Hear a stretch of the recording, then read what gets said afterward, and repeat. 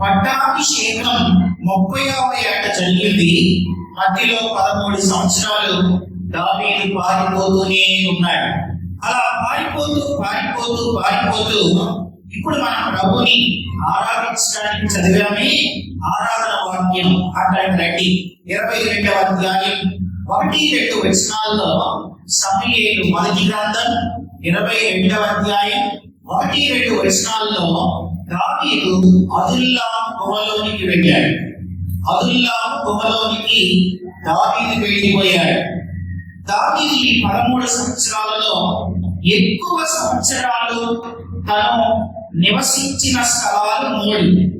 దావీదు 13 ఏళ్లలో ఎక్కువ సంవత్సరాలు ఆయన దాటిన స్థలాలు 3 స్థలాలు ఉన్నాయి.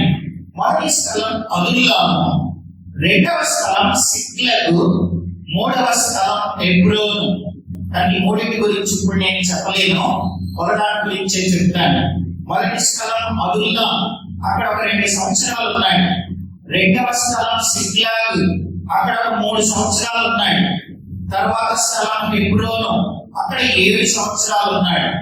హెబ్రోనులో 7, సిక్లగులో 3, తర్వాత అదుల్లాములో 2, 12 సంవత్సరాలు. మిగతా 1 సంవత్సరం ఆయన పొలాలలోనూ అక్కడక్కడ ఆయన దాగి ఉంటూ సౌలు చేత కరవబడుతూ ఆయన వెళ్ళిపోతూ ఉన్నాడు. అలా ఆయన ఎక్కువ సంవత్సరాలున్న స్థలాలలో మొదటిది అదుల్లాము అని మనం చూస్తాం.